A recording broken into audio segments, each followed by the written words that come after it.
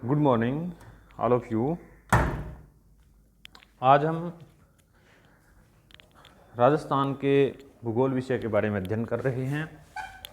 और राजस्थान के भूगोल में हम अभी अध्ययन करेंगे राजस्थान की जो प्रमुख बहुउद्देशीय परियोजनाएं और सिंचाई परियोजनाएं हैं, इनके बारे में हम अध्ययन करेंगे। तो सबसे पहले हमारे लिए ये जान लेना आवश्यक है कि बहुउद्देशीय योजनाएं क्या होती है। देखिए, बहुउद्देशीय योजनाओं का मतलब होता है जिन योजनाओं से एक से अधिक उद्देश्य की पूर्ति होती है, ऐसी योजनाओं को बहुउद्देशीय परियोजनाएं कहते हैं। जैसे एक साथ ही किसी परियोजना के द्वारा हम बाढ़ को रोकने का कार्य भी कर रहे हैं, सिंचाई के लिए भी जल उपलब्ध करवा रहे हैं और मत्स्य पालन पर्यटन व्यवसाय भी विकसित कर रहे हैं। तो ऐसी परियोजनाओं को बहुउद्देशीय परियोजनाओं के नाम से जाना जाता है। राजस्थान में हम जल संसाधन और सिंचाई परियोजनाएं और जल संरक्षण पर भी हम संक्षिप्त अध्ययन करेंगे। तो राजस्थान में देखिए, जल संसाधन जो है उसकी बहुत ज़्यादा एक प्रकार से हम अनियमितता कह सकते हैं। यद्यपि कमी नहीं है, लेकिन अनियमितता है, क्योंकि यहाँ एक तो वर्षा बहुत ही अल्पकाल में हो जाती है, 2-3 महीने में ही हो जाती है। दूसरा, यहाँ की जो नदियाँ हैं उनमें पानी वर्ष के बहुत ही कम समय उपलब्ध रहता है। केवल 2 नदियाँ हैं, चंबल और माही नदी, जिनमें कि वर्ष पर्यंत पानी रहता है। तो इसके परिणाम स्वरूप राजस्थान में जल का महत्व बहुत ज़्यादा है और सिंचाई के लिए पेयजल के रूप में जल की कमी भी आ जाती है बहुत कई बार। तो उसके विषय में हम देखते हैं राजस्थान की प्रमुख जो परियोजनाएं हैं, सिंचाई के लिए जो परियोजनाएं हैं, उनके बारे में अध्ययन करते हैं। देखिए, राजस्थान में सिंचाई के मुख्यतः 4 स्रोत हैं: नहरें, तालाब, कुएं और नलकूप। अब देखिए, राजस्थान में इन स्रोतों से सिंचाई कितना प्रतिशत होती है। देखिए, राजस्थान में नहरों से सिंचाई होती है 32.55% एरिया पर। 32.55 लाख हेक्टेयर क्षेत्र में सिंचाई होती है नहरों से। तालाबों से होती है 0.67 लाख हेक्टेयर क्षेत्र में। और नलकूप एवं कुओं से होती है 71.16 लाख हेक्टेयर भूमि पर कुएं और नलकूपों से सिंचाई होती है। और अन्य स्रोतों से 1.23 लाख हेक्टेयर भूमि पर सिंचाई होती है। यानी राजस्थान में सिंचाई का प्रधान स्रोत नलकूप और कुएं हैं। उसके बाद में दूसरा स्थान नहरों का आता है। तो कुएं और नलकूपों से सिंचाई वाले जो क्षेत्र हैं, उनके बारे में मुख्यतः देखते हैं कि ये प्राचीन काल से ही राजस्थान में सिंचाई का प्रमुख स्रोत रहा है। पेयजल के रूप में सिंचाई के लिए पहले ढेकुली इत्यादि की सहायता से परंपरागत ढंग से लोग सिंचाई करते थे, पीने के लिए पानी निकालते थे।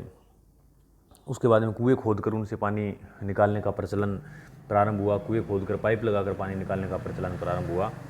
और हाल ही में जो सबमर्सिबल टेक्निक विकसित है, उसके अनुसार कुएं खोदने की ज़रूरत नहीं है। भूमि में सिर्फ एक ड्रिलिंग के द्वारा एक पाइप लगा करके और विद्युत मोटर की सहायता से पानी निकाला जाता है। तो ये भिन्न भिन्न समयों में भिन्न भिन्न प्रकार के कुएं प्रचलन में रहे हैं। राजस्थान में मुख्यतः कुओं से सिंचाई वाले एरिया को अगर हम देखें तो यह जयपुर, दौसा, सवाईमाधोपुर, भीलवाड़ा, चित्तौड़गढ़, बांसवाड़ा, डूंगरपुर, कोटा, झालावाड़, बूंदी, बारां, टोंक, जहां जल स्तर 10 से 18 मीटर के मध्य है, वहां पर कुओं से सिंचाई राजस्थान में पर्याप्त मात्रा में होती है। पश्चिमी राजस्थान में यद्यपि जल की गहराई अधिक है, लेकिन फिर भी कई स्थानों पर पेयजल के रूप में कुओं का उपयोग बहुतायत से प्रचलित है। और कई जगह सिंचाई के लिए भी जल का उपयोग हो रहा है। फुवारा पत्ती इत्यादि से सिंचाई होती है। जैसलमेर, बाड़मेर, झुंझुनू, सीकर के एरिया में बहुत ही गहराई से जल निकाल करके फुवारा पत्ती की सहायता से सिंचाई की जा रही है। तालाबों से सिंचाई, देखिए, तालाबों से सिंचाई उस क्षेत्र में प्रचलित होगी जहाँ का धरातल बहुत ही कठोर है और अपारगम्य है, यानी जल सोखता नहीं है, वहाँ तालाबों से सिंचाई होगी। राजस्थान में बहुत ही कम भूभाग पर तालाबों से सिंचाई होती है। यहाँ केवल जो दक्षिणी और पूर्व के जो पठारी ज़िले जो हैं, जैसे भीलवाड़ा है, उदयपुर है, टोंक है, राजसमंद है, इन ज़िलों में तालाबों की सहायता से सिंचाई होती है। बहुत ही कम एरिया पर सिंचाई होती है। अब देखिए, नहरों से सिंचाई। राजस्थान में नहरों से सिंचाई का जो एरिया है वो मुख्यतः उत्तरी राजस्थान में हनुमानगढ़, गंगानगर, बीकानेर, बाड़मेर, जोधपुर, नागौर, चूरू, ये एरिया है। इसके अलावा दक्षिणी राजस्थान में भी कई जगह जवाई बांध वगैरह, जो ये माही नदी से जो बांध बनाए गए हैं या चंबल नदी पर जो बांध बनाए गए हैं, उनसे नहरें निकालकर कई भागों पर कई क्षेत्रों में सिंचाई की जाती है। तो राजस्थान में प्रमुखतः नहरी सिंचित एरिया के रूप में हनुमानगढ़ और गंगानगर का एरिया जो है वो फेमस है। अब हम देखते हैं राजस्थान की प्रमुख सिंचाई परियोजनाएं कौन सी है। तो इसमें देखिए सबसे पहले हम सिंचाई परियोजनाएं अगर देखें तो उसमें इंदिरा गांधी नहर परियोजना, भाखड़ा नहर, गंग नहर, चंबल परियोजना, माही परियोजना, जाखम परियोजना, सिद्धमुख परियोजना, नौर परियोजना, गुड़गांव नहर, नर्मदा नहर, ये परियोजनाएं चल रही है। और मध्यम श्रेणी की परियोजनाएं हैं जिन प्रकार ये प्रगति पर है वे हैं भीम सागर झालावाड़ में, बिलास बारा में, सोम कमला अम्बा डूंगरपुर में, पांचना सवाई माधोपुर में, सावन भादो कोटा में, सोम कागदर उदयपुर में, छापी झालावाड़ में, परवन लिफ्ट कोटा में, हरिश्चंद्र कोटा में, ये मध्यम सिंचाई परियोजनाएं जिन प्रकार चल रहा है। प्रमुख नहर सिंचाई परियोजनाएं देखिए चंबल परियोजना। चंबल एक राजस्थान की बहुउद्देशीय परियोजना है जिसमें राजस्थान और मध्य प्रदेश की भूमिका जो हिस्सेदारी जो है वो 50-50% है। यह योजना 1950 में केंद्रीय जल शक्ति बोर्ड ने स्वीकृत की। इसके अंतर्गत चंबल नदी पर बांधों का निर्माण कर इसके जल का सिंचाई और विद्युत उत्पादन में उपयोग करना है। चंबल नदी का उद्गम इंदौर के निकट मऊ छावनी के पास में विंध्याचल की जनापाव पहाड़ियों से होता है। मध्य प्रदेश और राजस्थान में लगभग 1045 किलोमीटर प्रवाहित होकर अंत में इटावा के निकट यमुना नदी में मिल जाती है।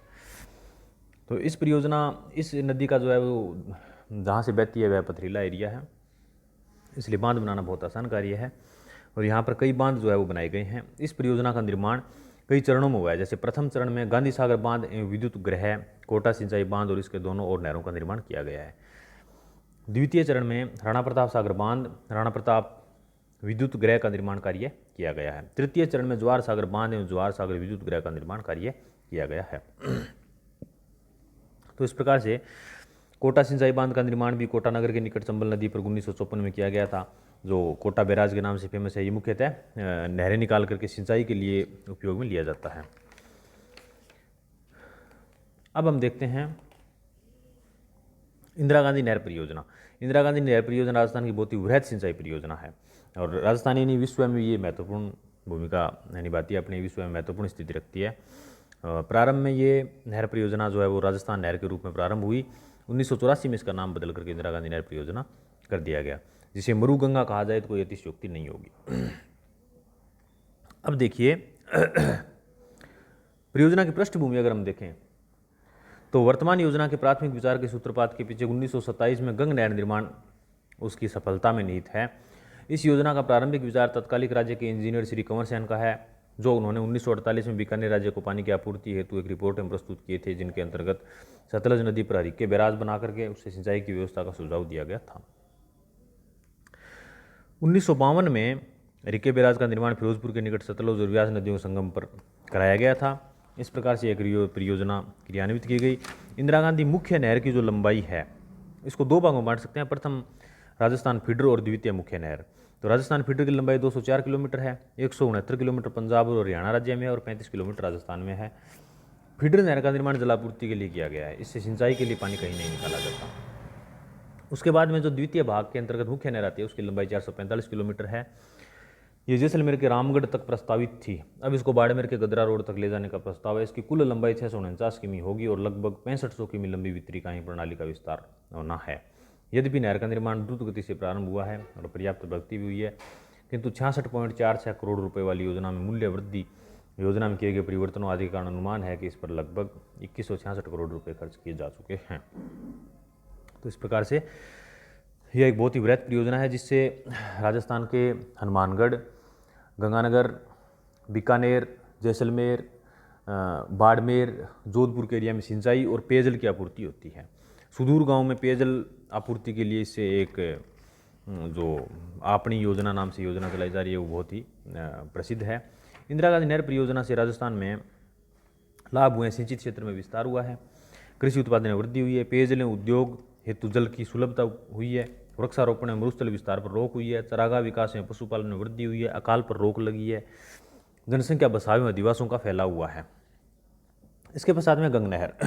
देखिए गंग नहर 1927 में महाराजा गंगा सिंह जी सर्वप्रथम पंजाब के पानी को राजस्थान में सिंचाई हेतु गंगानगर जिले के लिए लेके आए थे।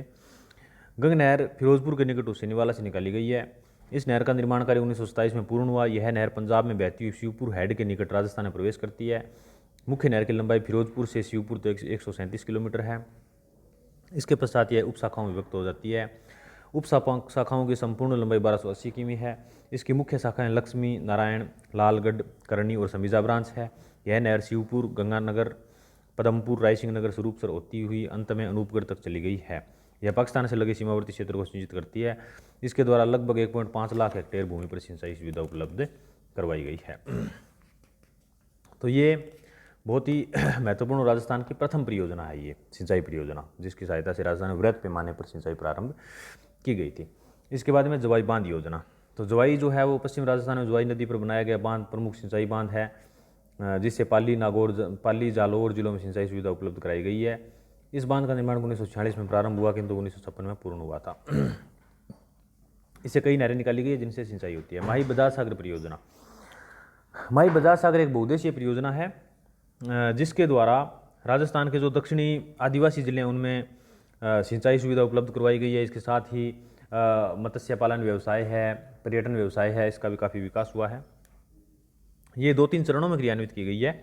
प्रथम चरण में माई बांध का निर्माण किया गया बांसवाड़ा के लगभग 16 किमी दूर बोरखेड़ा ग्राम के निकट, और द्वितीय चरण में इसमें बांध से सिंचाई हेतु दाएं और बाएं 2 नहरें निकाली गई है, और तृतीय चरण में विद्युत गृह स्थापित किया गया है। 2 विद्युत इकाइयाँ हैं जिनसे 25 मेगावाट और एक अन्य विद्युत गृह से 45 मेगावाट की 2 इकाइयाँ कार्यरत है। ओराई सिंचाई परियोजना, यह चित्तौड़गढ़ जिले में भोपालपुरा के निकट ओराई बांध पर क्रियान्वित की गई। 1962 में प्रारंभ किया गया था, इसको 67 में कार्य इसका पूर्ण हो गया था। भरतपुर नहर, ये 1964 में बनकर तैयार हुई थी, पश्चिम यमुना नहर से निकाली गई है। इसकी कुल लंबाई 28 किलोमीटर है और उत्तर प्रदेश में भरतपुर जिले की ये 8500 हेक्टेयर भूमि पर सिंचाई की जाती है।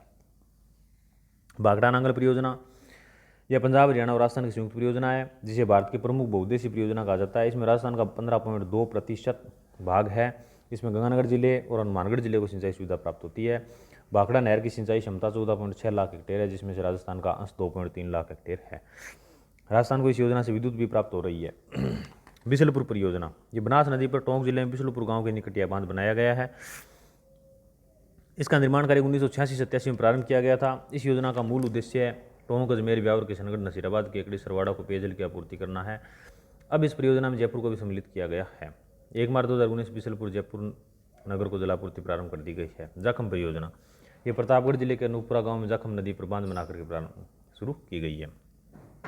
नर्मदा नहर परियोजना, नर्मदा नहर गुजरात के सरदार सरोवर बांध से निकाली गई है। इसकी कुल लंबाई 532 किलोमीटर है और ये राजस्थान, गुजरात, मध्य प्रदेश की संयुक्त परियोजना है। भिखाबाई सागवाड़ा नहर, ये बागड़ के स्वतंत्रता सेनानी स्वर्गीय भिखाबाई के नाम पर इसका नाम रखा गया है और डूंगरपुर जिले के सागवाड़ा क्षेत्र में इससे सिंचाई उपलब्ध होती है। अन्य परियोजना में जैसे व्यास योजना है, जोधपुर लिफ्ट योजना है, परवन लिफ्ट योजना है, मेजा बांध है, मुरेल बांध है, खावी बांध है, पार्वती योजना है, गंभीर योजना है, गुड़गांव नहर है, पश्चिमी बनास योजना, ओराई और जग्गर परियोजनाएं कार्यरत है। तो ये हमारे राजस्थान की जो है वो सिंचाई परियोजनाओं के बारे में हमने अध्ययन किया। अभी जल संरक्षण के बारे में थोड़ी चर्चा करते हैं।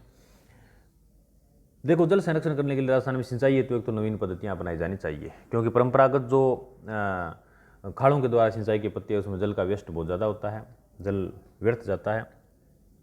इसलिए नवीन फुहारा पद्धति या ड्रिप पद्धति से सिंचाई प्रारंभ करना जरूरी है।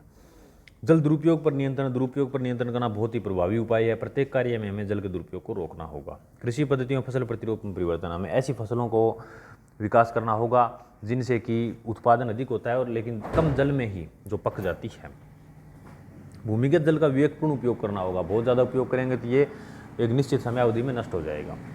सिंचाई में पेयजल योजनाओं का समयबद्ध क्रियान्वयन करना आवश्यक है और इनकी मरम्मत करना भी जरूरी है। छोटे बांधों, तालाबों में एनीकट आदि का निर्माण करना जरूरी है। जर्जर नहरी तंत्र की मरम्मत में वितरित गाँव नालों को पक्का करना और जल प्रबंधन के रूप में हम इस प्रकार से जल प्रबंधन कर सकते हैं। तो ये बहुत ही राजस्थान की जो परंपरागत जल संरक्षण की विधियां हैं, जैसे तालाब है, झीलें हैं, कुएं हैं, नाड़ी है, बावड़ी है, टोबा है, खड़ीन है, टांका या कुंडी है, कुई है, इनको हमें वापस पुनर्जीवित करना होगा ताकि हम राजस्थान में जल का संरक्षण कर सकें। धन्यवाद।